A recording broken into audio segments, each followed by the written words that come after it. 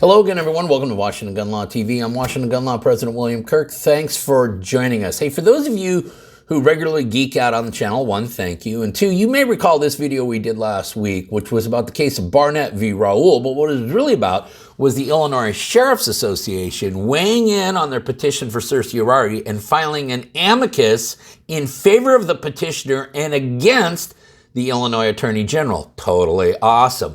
Well, today we're going to talk about another case that comes out of Illinois relating to their assault weapon ban and magazine ban. And as we know, there is all sorts of cases kicking around in Illinois. We've had an opportunity to cover all of them, and there's a lot more action left to go. But once again, law enforcement is weighing in, this time in the matter of Harrel v. Raoul. And I got to tell you, they've made some really good points. It's a much larger law enforcement agency weighing in. And this is a really positive trend that we need to continue to talk about. So today, let's go through the memorandum and let's talk about when the nation's sheriffs start calling BS on civilian disarmament.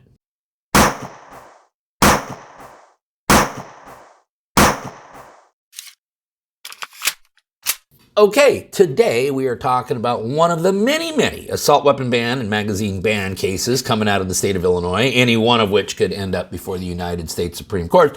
Today we're going to be talking about Harrel v. Raoul, one of the cases, again, sitting right now with a petition for certiorari to the United States Supreme Court after horrific rulings on the Seventh Circuit, which upheld horrific laws out of the state of Illinois, which were shoved down their citizens' throat in a horrific fashion. Now, before we get too far down, I want to thank our good friend Rob Beavis for tipping me off about this. He sent me this memorandum. I was able to geek out on it. So, Rob, good for you. And for those of you who don't know who Rob Beavis is, shame on you.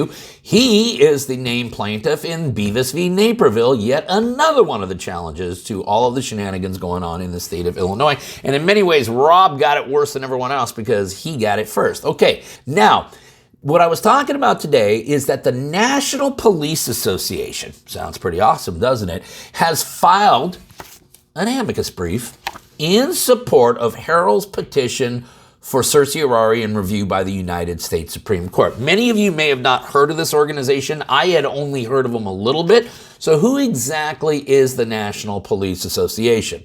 The National Police Association, NPA, is a nonprofit corporation organized under Indiana law. The NPA pursues a general mission of advancing law enforcement interests, including participating in cases as amicus curiae when the case raises legal questions important to law enforcement interests. As a national association representing police officers across the country, the NPA is deeply committed to the maintenance of law and order.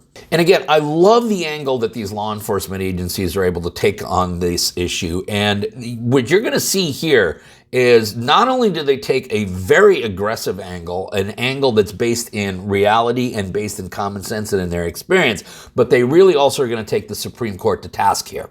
What exactly is the interest of this organization? Well, very similar to the Illinois Sheriff's Association, they state the following. This interest is becoming more acute as political forces have arisen driving policy choices that undermine the most fundamental duties of government to preserve order.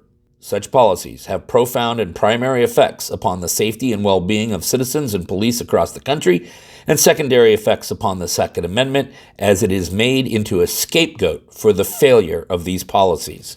Oh, yes, indeed.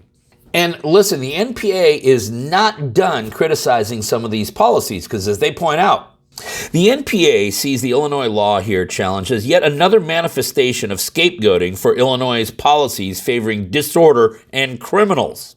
The NPA appears as amicus to provide the court with a law enforcement perspective on the critical questions of federal law and law and order generally presented by the petition.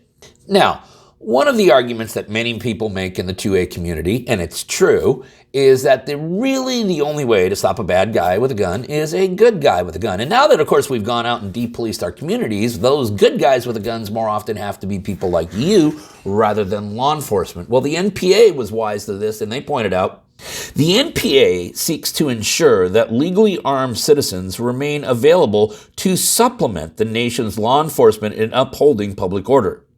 The NPA believes that the only thing that stops an evildoer with a gun intending on doing violence to others is a good man or woman with a gun and the will to use it and that cannot always be a police officer.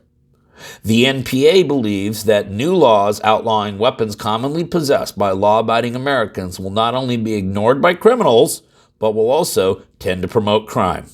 Now, I love where the NPA goes with this because, as you know, we have had an all-out war on our Second Amendment rights in the last few years. What else has gone on is there's been an all-out war against law enforcement. There's been a massive defunding movement all across the country. We all know the results of that movement, and so does the NPA, because they point out, as police departments across the country face funding cuts that seriously limit the number of officers on patrol, the role of armed citizens in preventing public disorder becomes more and more important.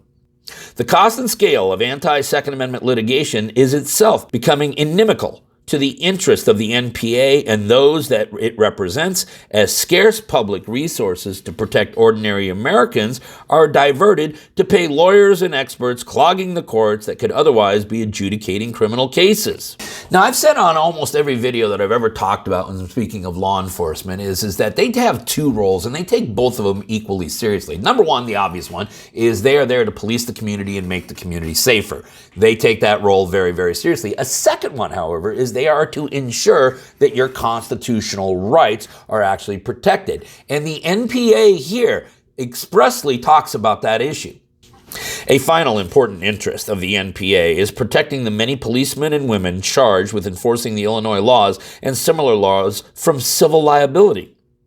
The obviously unconstitutional nature of the Illinois restrictions has caused many law enforcement officers to state they will not enforce the law, in this case resulting in a threat from the Illinois governor to fire them. And if they do enforce the law, they are liable to civil suits from the law-abiding citizens that they are turning into felons insofar as no qualified immunity would be available for a violation of a clearly established constitutional right which a reasonable person would have known. And then the NPA does a very good job of saying to the Supreme Court, hey, listen, there is an all-out attack, not only on the Second Amendment, there is an all-out attack on the authority and the legitimacy of the Supreme Court itself. What are you going to do about it? And then, of course, the NPA goes through all the legal framework in their argument, and it's really quite similar to all the other legal framework and other arguments that we've seen, okay? They're very critical of the Seventh Circuit, making up new rules out of thin air, coming up with more proper for military use and things such as that. But ultimately, after following all the very clear case law, and the case law is really clear here, the NPA comes to this conclusion. In short, the constitutionality of the Illinois statute is not a close constitutional question.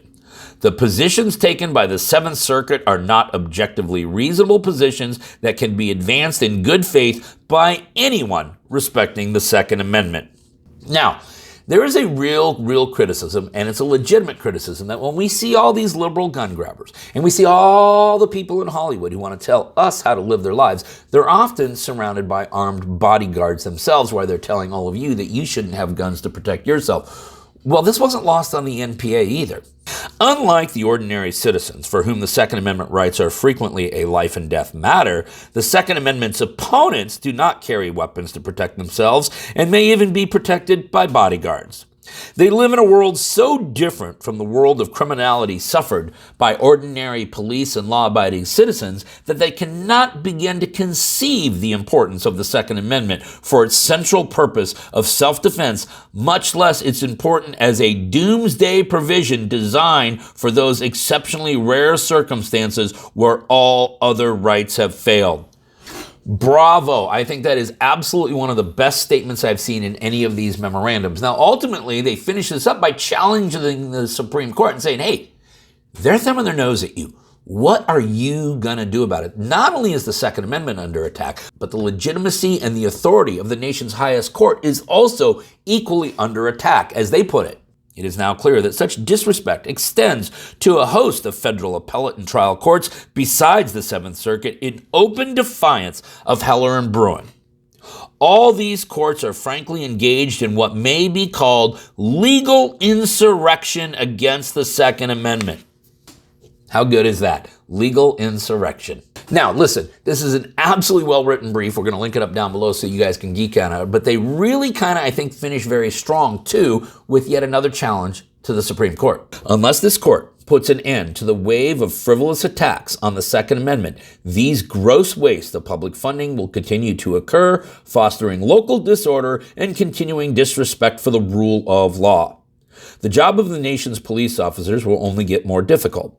They do not need more gun laws. They need the resources to enforce the laws we have that focus on criminal behavior involving guns and the simple willingness to uphold those laws by punishing criminals who violate them. So bravo to the National Police Association. This now makes the second Illinois case in which a significant large law enforcement agency is weighing in on behalf of and in favor of the petitioner. The case, once again, is Harrel v. Raoul. We'll link this memorandum up below so that you can geek out on it for yourself. Kudos to the National Police Association for all you do. If you got any other questions about this or anything else related to what's left of our Second Amendment rights, you guys should know how to get a hold of Washington gun law by now. If you don't, that's okay.